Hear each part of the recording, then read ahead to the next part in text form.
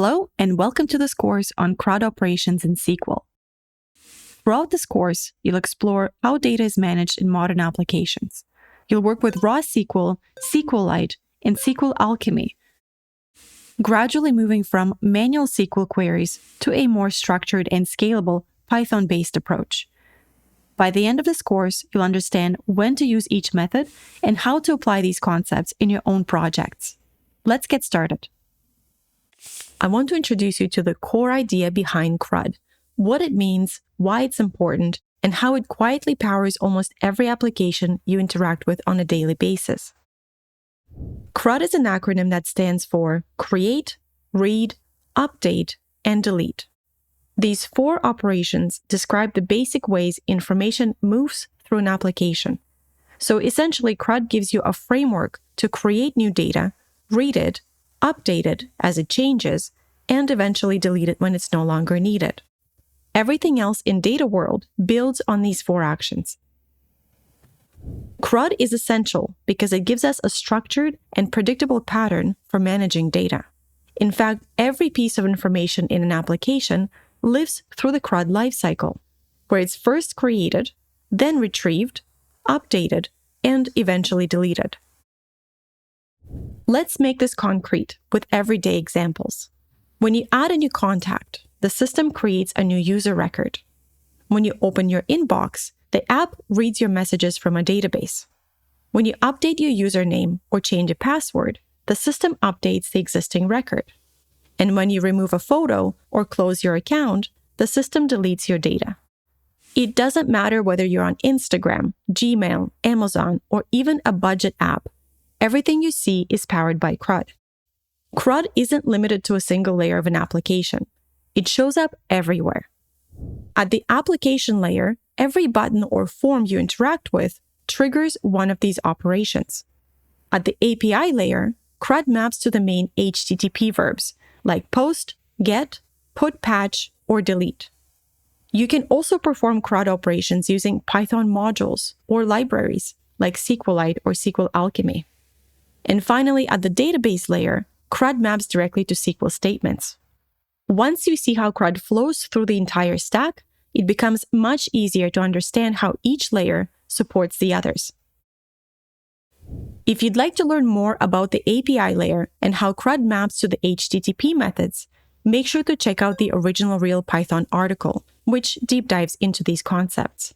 Additionally, if you want to learn how to build modern APIs in Python, I recommend reading the Get Started with Fast API article.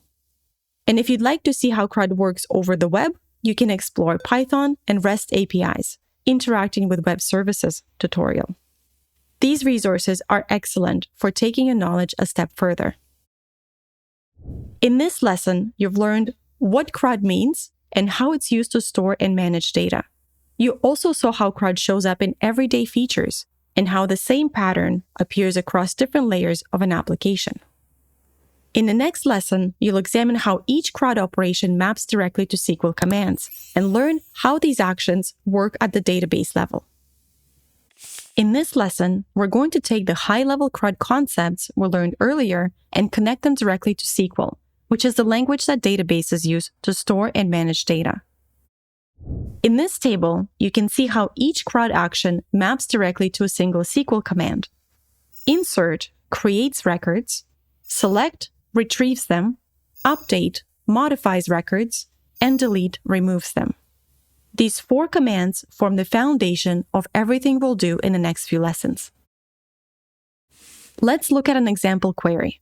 Select lesson from library where topic is equal to CRUD operations. Here, you're simply asking the database to give you information that matches your condition. The keyword select is your read operation, which will retrieve all lessons from the library table. It's important to note that CRUD operations follow a logical sequence, which means that you can only read records that were previously created, and you can only update or delete records that already exist. The order matters because each operation builds on the previous one, and it becomes important when you're writing SQL commands, especially when you begin connecting multiple operations together inside the same script or query. When we talk about CRUD in the context of databases, we're talking about persistent data. And that's a big deal. Persistence simply means that the data doesn't disappear when the program stops running. It means that your end user's information is still going to be there tomorrow. And even if your app fails, the database will keep everything intact. Persistence ensures that you can always retrieve or update the data you created earlier.